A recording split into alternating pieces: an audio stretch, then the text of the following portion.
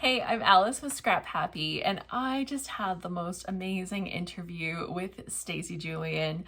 I have some highlights to share. Some of her wisdom, some of her insights were just amazing. Can't wait to share them with you. The whole video is only available to our Scrap Happy members, but you need to have a little peek behind the scenes.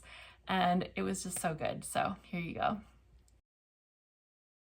Okay, well, I'm just going to be real. So I move into the new year very slowly. And I learned this a number of years ago, probably somewhere between the magazine and big picture classes, when I discovered I'm a tad anxiety prone. And I was living such that if on the 4th of January I missed my list, it didn't do the thing that I was going to do, then I would feel horrible, and that wasn't how I needed to feel. So for me, January, like the new year, I just think sometimes we get super critical of ourselves and have super high expectations. And I loved your comment, Alice. Isn't it interesting how you just turn the calendar and it's this brand new, clean, fresh start. Everything is like this, right? Fresh starts and second chances. Here we go.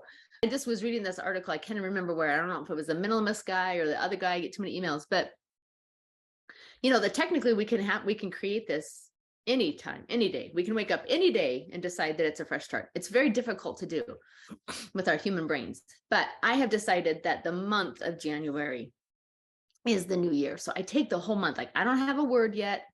For me, it feels like pressure, and it feels like I want to just do the holidays and be present and put it all away, clean my house, and then think about, now, what do I want 2023 to feel like?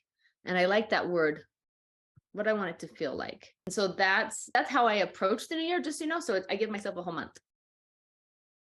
So I think in my mind, I will say I kind of have maybe a 60 or 90-day goal. And by goal, I just mean something fun I want to do. Like, it would be fun if I taught a class on such and such.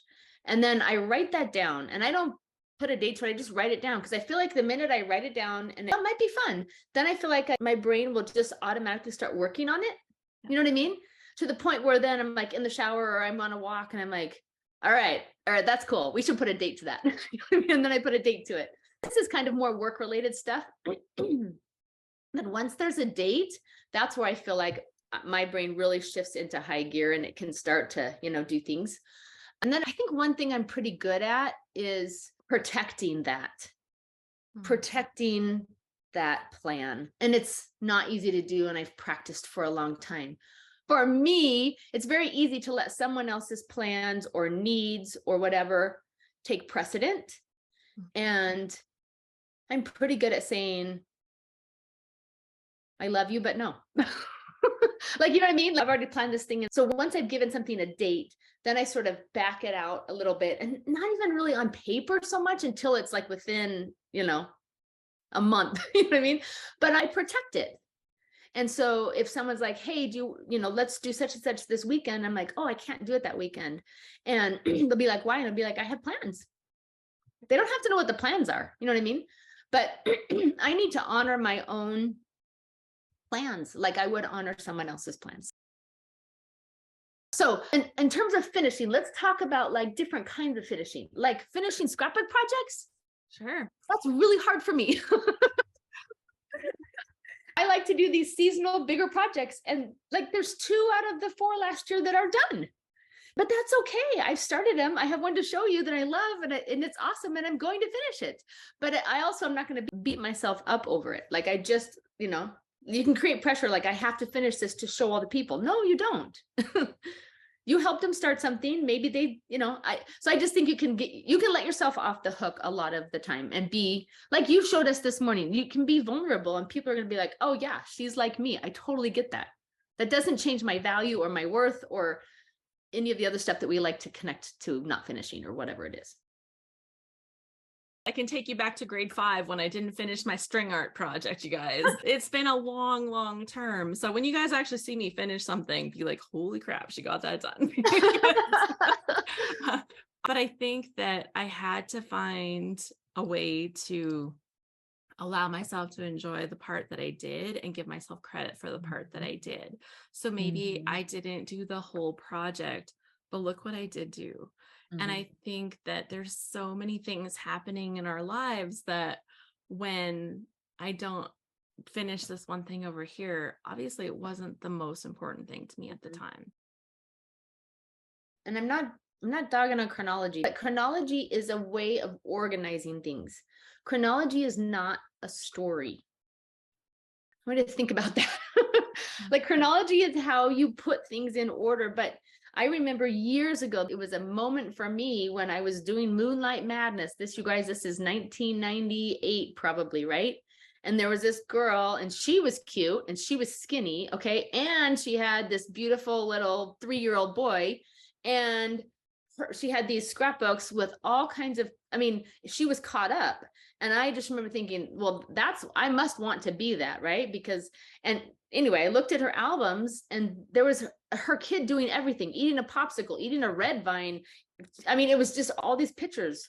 But then I got to the end and I mean, it was adorable. It was amazing. And then I got in the car and drove home and I started thinking, I don't know, does she sing to him at night when she tucks him in? Does he have a favorite book?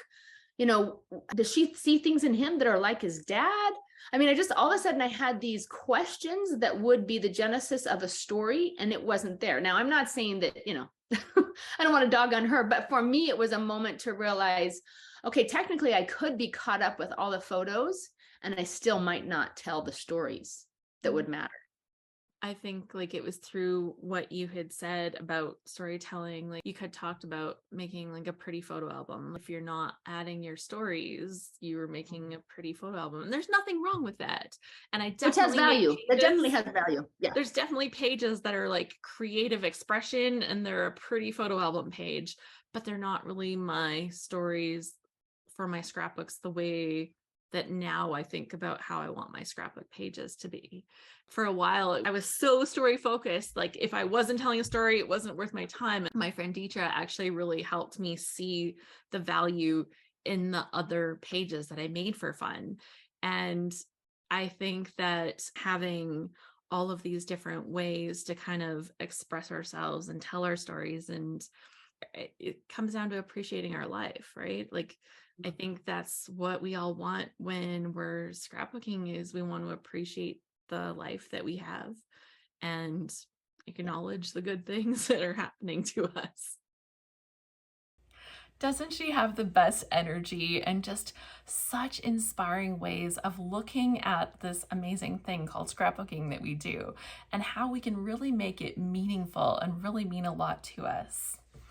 If you like this, then come and check out some of the other things that we do in Scrap Happy. You can find everything at scraphappy.org. We have an upcoming load challenge that is so much fun, and that starts February 1st of 2023. If you're catching this later after February, we actually do load challenges 3 times a year within our membership, so you can always catch one at another date. Also, be sure to check out Stacy's website, stacyjulian.com. She has different classes and events and even a membership, and I just am such a fan of everything that she does. Okay, until then, I hope you enjoyed these insights. Let me know what you think. What really helps you move into a new year with your scrapbooking and other projects as well? And what do you enjoy the most about your scrapbooking and telling the stories? Okay, until next time, happy scrapping. Bye.